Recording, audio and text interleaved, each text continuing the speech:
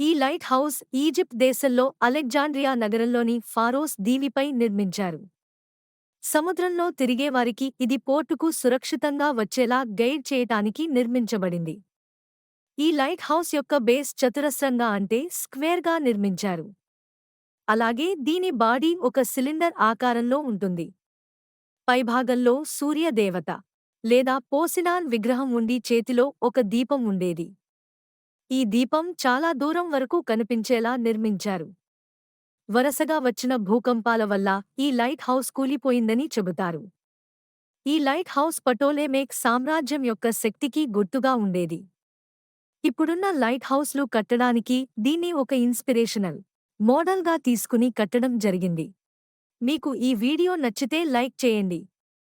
మరిన్ని అద్భుతమైన వీడియోల కోసం షేర్ చేయండి మరియు DYK దిస్ ఛానల్ను సబ్స్క్రైబ్ చేయడం మర్చిపోకండి.